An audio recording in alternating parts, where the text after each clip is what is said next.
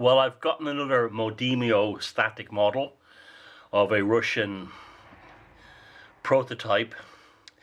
The last time was the very nice hopper wagon of the Soviet railways, and this month, or this week, well, guess what came in the post today? A locomotive. Yes.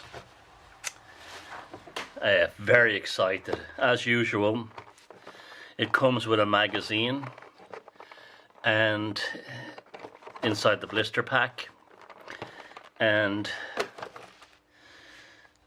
like gives you information on the prototype in Russian, of course, its service history. You get the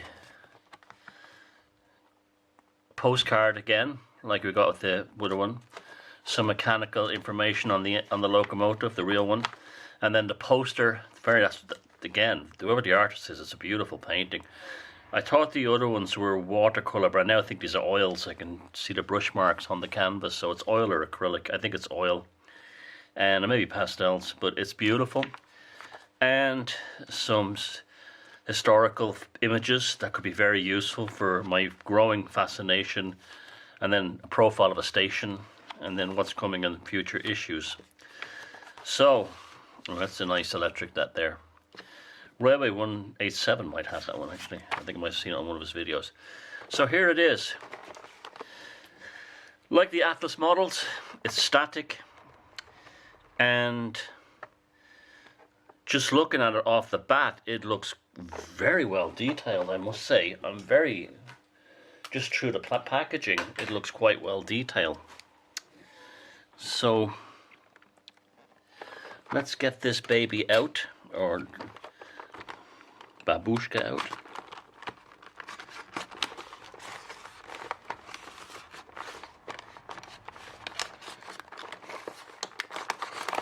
In the same kind of bubble package that comes inside the magazine, like the other one. Oh, blister came off a bit there.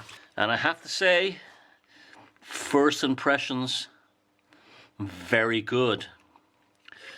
The roof detail, the piping looks separately applied.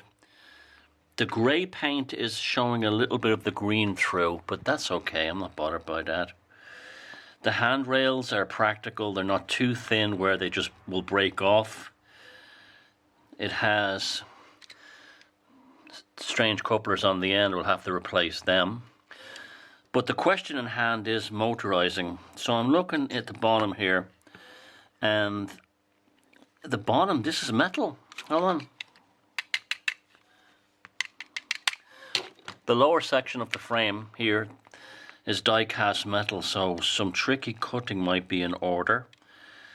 The trucks again are frozen, they don't move. It's a beautiful looking thing. It really is. It's very reminiscent of the road switchers you see on American railroads. It has that look about it. So it's not just going to be a pretty face. I want it to function on the railroad to join that wonderful M62 that I got from Tyco. So I was looking around my scrap box and I found this underframe from an old Atlas SD 9 or SD something like that, an SD unit, and the wheels match up almost perfectly, so that's fine. And the truck detail doesn't look too bad either. The only problem is it's longer. So that's longer, the wheelbase is longer, so you see this wheel here goes to here halfway. So what I think I'm going to do is I'm going to cut the fuel tank out. It has to come out anyway because I want to use the Russian fuel tank. And then bring these two boys closer together. And this is the original motor, but I'm going to have to probably change that, or at least one of the flywheels is going to have to come off. But it's looking like a pretty straightforward enough project. Yeah,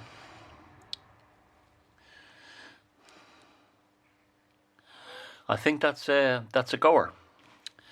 So that'll be how I'll motorize this when I get round to it. So the SD9 power chassis truck is perfect. I can't stop looking at this, it's so lovely. At least this time they put the Modimio made in China thing on the bottom of the fuel tank and not on the side of the chutes on the hopper like the last one. Again, the trucks are screwed in. There are these outside frames. I might actually take them off and glue them to the side of the American one to give it a bit more authenticity, and they will move with it when it goes around corners. But this being metal on the bottom, I'm going to have to get the Dremel tool out and cut that out or something.